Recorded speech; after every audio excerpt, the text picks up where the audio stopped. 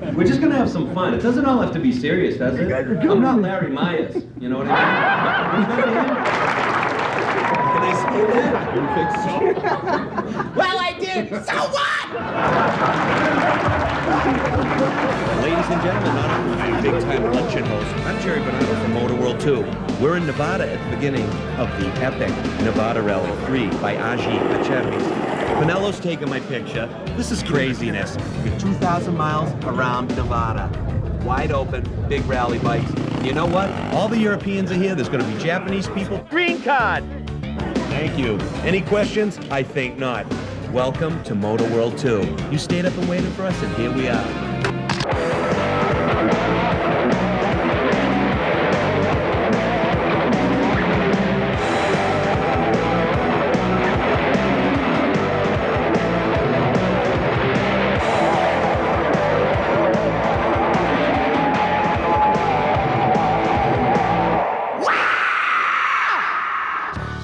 MotoWorld 2. We're going to cover the Nevada Rally. 2,000-mile trek, 7 days, wide open, through the dust. Look at this. See this spur? This is from Nevada.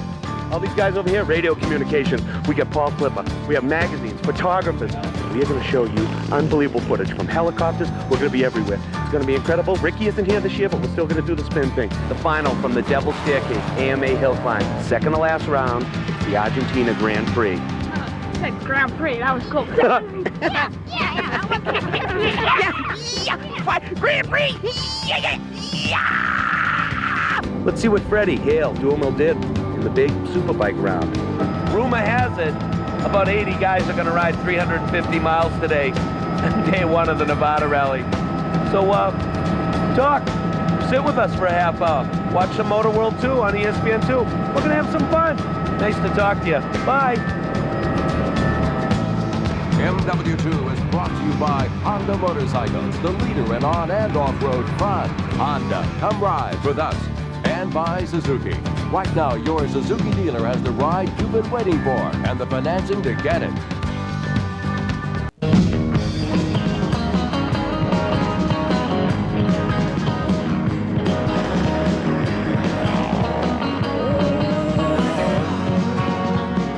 Still way too fast, but then again, it's a rally, so you got to expect it.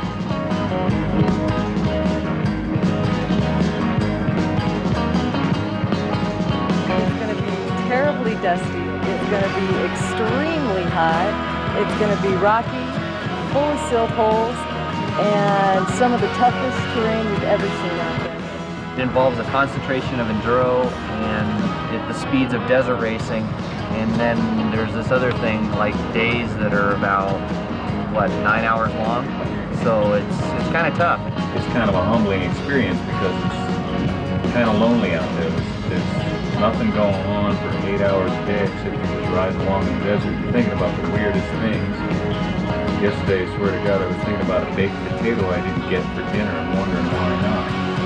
We've had about 6 other districts working with this thing, and specialists in each of those districts, archaeologists, landscape architects, rec specialists, range cons, everybody trying to make sure that this course is environmentally sound and that we give the riders a really good challenge. These guys are crazy out there. I'll tell you what, I'm thankful I've got a four-wheel drive truck with air conditioning because this is tough. It's really tough. Quite mentally draining for them. It's physically very hard, the rally, but you combine the mental drain of staying on top of that road book with the physical end, and you really get worn out. It's raining, but we're going to have fun. It's the beginning of the rally, 2,000-mile epic adventure, 3rd year in a row. MotoWorld MotoWorld 2! Event promoters at Acerbis Adventures took painstaking steps to assure all participants had all the information necessary to succeed. Essential parts are branded, very similar to the way they mark the parts at the 6 days. A parking lot prologue sets the starting order for day 1. In years past, this session has been downplayed by some riders, but low visibility in the 1993 and 94 events caused by dust has forced some riders to rethink their strategy. If you recall last year's rally, you'll remember Honda-mounted and rally virgin Johnny Campbell had finished second after a 2,000-mile game of Follow the Leader with winner Alain Olivier. Good news and bad for Campbell. Olivier, who remains this race's only winner, decided to skip this year's rally to heal some lingering bruises. Not so bad to watch the race because I ride before 10 days, I think, little more. And sometimes when I see my friend journalist just on the road, I think, hey, it's cool for take pictures. Some earlier wet stuff had Campbell seated somewhere around 20th. The top seed went to number 39, Alex Gramini, who makes a living on the Grand Prix road racing tour. No surprise, he was the fastest on the pavement, though I don't envy him being the first to navigate the wide open desert. Let's check out how the GP Road Racing Series is wrapping up. Second to last round, ladies and gentlemen, the Argentina Grand Prix. With only the 500 title left to be decided, the GP Series arrived in Buenos Aires, Argentina for round 12.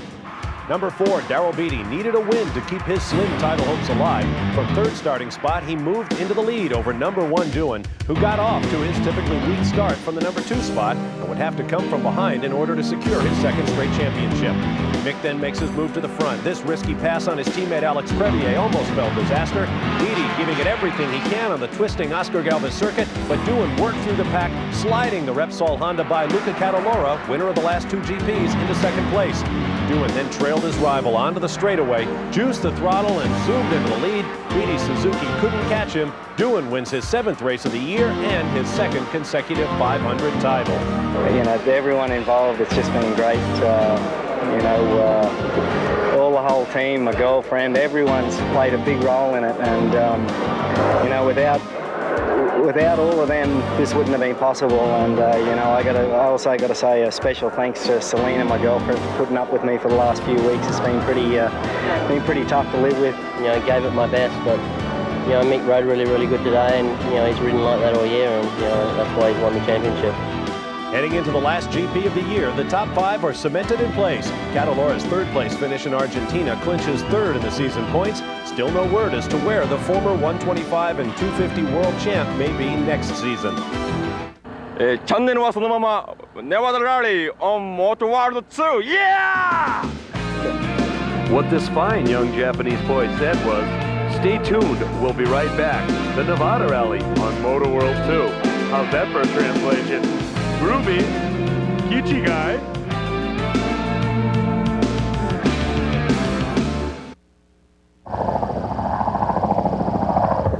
It's going to be dusty, it's going to be hot, and it's going to be really, really long. Day 1, Nevada Rally, MotoWorld 2 with you. Day 1's destination, the great mining town of Tonopah, a mere 284 miles away. Greg Zidikoff, first KTM rider up. He's going to be heading out to Tonopah. But you know what? He has to read the map book. That dashboard is like a rolling cartoon. No markers or anything. All navigational effort. You have to find your way home. Gramini would quickly fall off the pace, and after some confusion at a dry lake bed, it was fellow Italian Gianluca Tassi who found himself in the lead. Dusk would get the best of Tassi, and when the sun began to settle, it was Campbell, no longer hesitant to lead out front. I feel really good about it, Jerry. I rode really consistent and didn't get lost, and I feel real good about my first day. Davide Trolli and Stephane Peterhansel equal distances in 2nd and 3rd. Oh man, you can't believe today the dust was too bad. Tomorrow gonna be very good, maybe 21st, maybe 2nd, so gonna be great race. Day 2 and another high-mile, high-speed stage. Lots of surprises, beginning with Bruce Ogilvie's Honda Experimental 2-stroke running strong in 12th place. What's it like to ride a $500,000 motorcycle? Well, it's a unique experience. The bike's a little bit different, than what I'm used to riding, but I ride a lot of different bikes. It's going to be fun. Course designer Casey Foltz added a couple of wrinkles to this year's layout, as if the 342-mile jaunt to Fallon wasn't enough. How was the day for you? Not a very good day for me because I don't see the bump, I don't see the turn. I'm very tired. Campbell's luck would sour as a flat tire and a missing tank bolt set the stage for an early rally. 3 or 4 guys got by me there, and I just had to pick my way through the pack, get back in the lead. Made 2 wrong errors today, navigational-wise, and had to repass Peterhansel twice. In the end, it was Trolli who has had his fair share of bad luck in the last 2 years in Nevada. Nothing new this year except the Day 2 win. And I was leading, then I got lost. There was something wrong in the road chart. So we spent a lot of time, then Johnny found the road. And then Johnny got lost one more time. He took the right direction. I passed Peterhansel, and I think I did good. Davide Trolli and Johnny Campbell from Torrance. Stellar performances. Can I say big? These guys are huge, super huge. Elephantitis, bigger than life. It's unbelievable. Almost as big as Scott Cox's ego. God, get away. No more picture. Sean Penn, Madonna. Ah! Okay, the day ends, the sun goes down. The riders do their loop. That's not the end of it.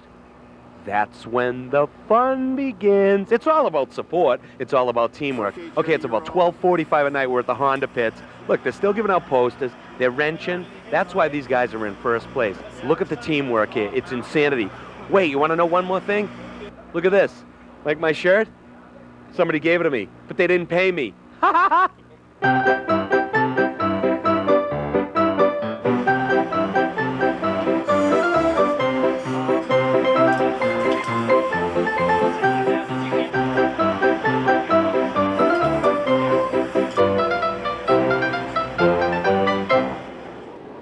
The final Superbike race of the year had all the makings of another Mike and Miguel show, with Mike Hale on the front row and Miguel Duhamel needing only a reasonable finish to take the title. Fast Freddie Spencer got the whole shot, followed by teammate Mike Smith, but a black flag was quickly displayed for Smith for jumping the start. Smith elected to ignore the signal, and while discussion ensued among officials and his team, the Georgia Ducati rider kept on racing. A minor tank slapper by Smith later opened the door for Mike Hale, who took the lead, while teammate Duhamel worked his way up from the second row start to battle with Kip for third on the racetrack. A superb team effort has been the key for the Smokin' Joe squad all year. Hale beat Smith to the line to earn his second win for the season. Smith was penalized a lap, handing second to Miguel Duhamel, followed by Kip, Criville, and Freddie Spencer, the only rider other than Duhamel and Mike Hale to win this year, if you don't count Daytona. You know, I just ran a consistent race. I tried to conserve my tire early on, and pretty much the whole race. Didn't try to put my head down, use up the tire, so it worked out good. We got a comfortable lead, backed it off to a comfortable pace. And man, I'm so happy. Duhamel will have a pair of #1 plates for next season after taking the Superbike title to go along with the 600 championship he wrapped up weeks ago. And he has a new 2-year deal with U.S. Honda. I'm really happy to say that we have the contract and we still doing it, and I'm looking forward to starting over next year and beating that streak. Brian Drever reporting.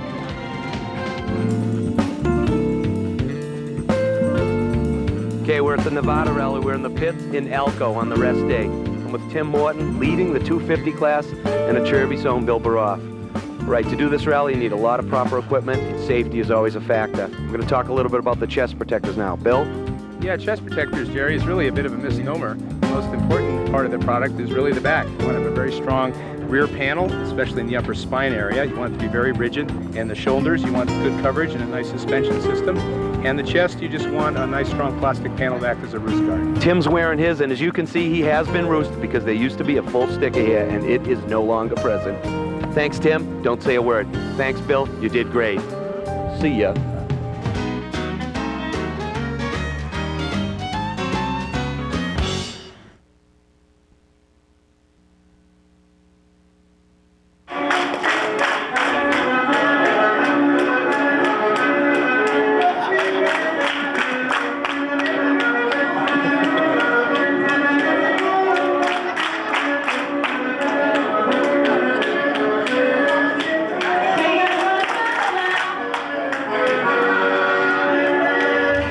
Okay, next up on MotoWorld 2, the final from the Devil's Staircase, AMA Hillclimb. Remember last year, I rode that bike, Lou Gerencer hooked me up, almost died. 800cc Harley Davidson Nitro Methane. Awesome. You would have done it? Sure. How you doing? We're tough guys. A record 8,173 hill climb gurus came out to witness the season's climax at legendary Devil's Staircase. No adjustment on the excitement level of this race, as both the 800 and 540 championship would be decided on this crisp autumn Ohio day. Despite a 7-point deficit, last year's 800 champion Lou Gerencer arrived in style and was confident he could pull off a come-from-behind victory. There's pressure on me for myself. I want to win this hill climb really bad, and just see what happens with Steve, see where he ends up, and I'd like to come out of here with a championship.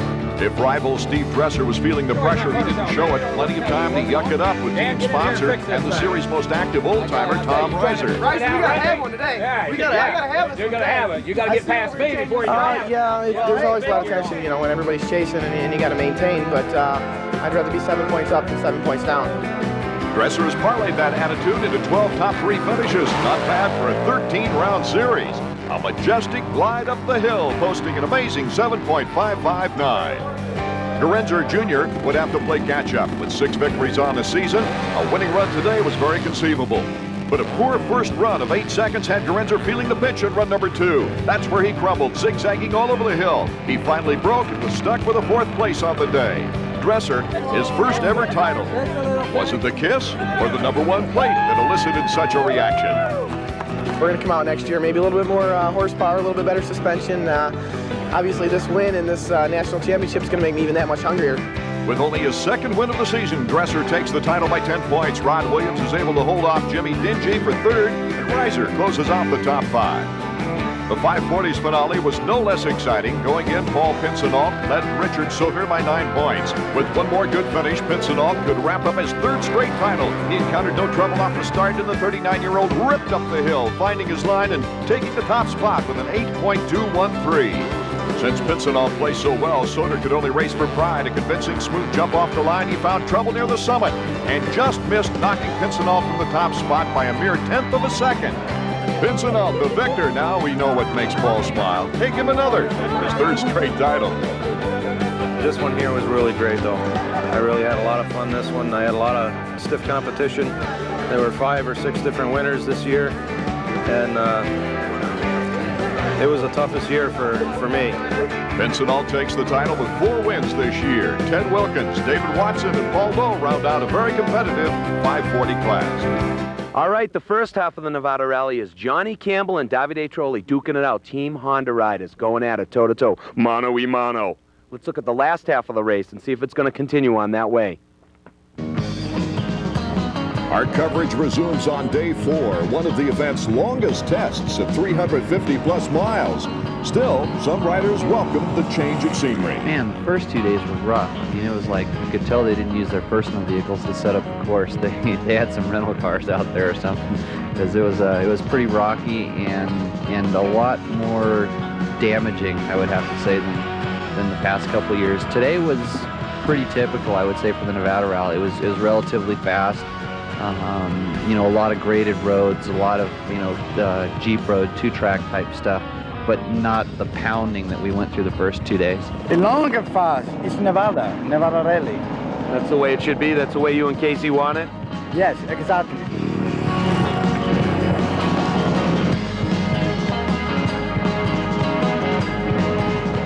Rally leader Johnny Campbell started first, was immediately attacked by 2nd place rider and Honda teammate Davide Trolli.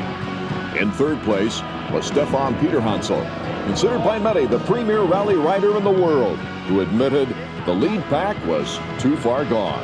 For me, it's very hard to win now because I have 1 hour after the first rider. So if he don't break his bike, if on that bike don't break, it's not possible to win. The town of Elko, Nevada stood as a symbol for many things. The end of a long test session, the site for a much-needed day of rest, and an opportunity for the teams to solidify their strategy. Actually, I would like to see an Honda win. I don't care who, but I would like to see an Honda win. So maybe me or maybe Johnny. Yeah, I honestly believe I got a pretty good cushion now. Davide's still rather close on time. But we're working together real good as a team, and I think it's paying off. Well, quite often at the rally, fatigue is a major factor, and here we have a couple of the Japanese press officials having a little nosh. Yeah! Oh, okay. I just wanted to see if you were asleep. Okay, you'll be all right. A couple of important rally notes. Five-time desert champion and the 1994 winner, Lori Conway, successfully defended her rally crown in the Class A women's competition. Sam Bass, at 67 years old, not only completed all 2,000 miles, but won the over 50 class. Sam, tell us, you're the oldest competitor in the Nevada Rally. How do you feel? I feel like the oldest competitor. I'm tired. Jersey Turnpike trained Paul Clipper gets a third in the over 40 class. More importantly, a first in the genuinely pleased to finish category. Just here for fun. Looks like fun, doesn't it? Why'd you do it? Just a personal goal. Just wanted to see if I could do a long event. And finally, Honda's Bruce Ogilvie and our own Dan Walsh share honors. Bruce finished second in class on the experimental two-stroke, all the while giving Dan and his camera crew some pictures to be proud of. Now the turning point of the final stage from Ely to Mesquite came at around mile mark 80. So difficult and challenging was the course layout that rally exec Franco Acerbis requested the landing of the MotoWorld chopper. Franco wanted riders following their course books and not our aerial crews. We obliged, but missed the shot of both Trolli and Campbell getting lost.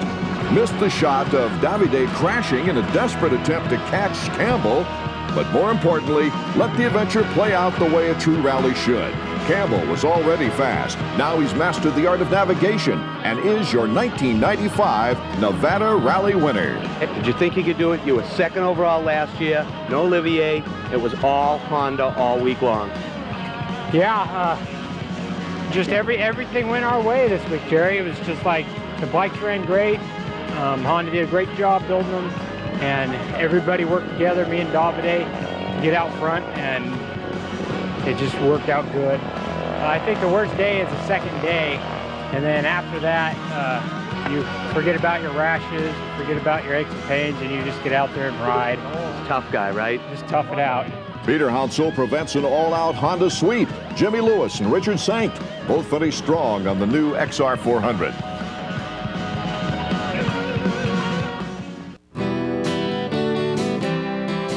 MW2 has been brought to you by Honda Motorcycles, the leader in on and off-road fun. Honda, come ride with us. And by Suzuki. Right now, your Suzuki dealer has the ride you've been waiting for and the financing to get it.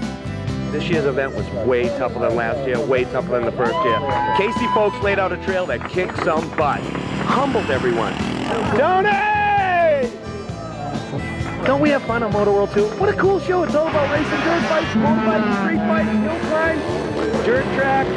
Can you think of some? Oh, we're going to do quads too. Tony! Hey, anybody that finished this race, thumbs up from me.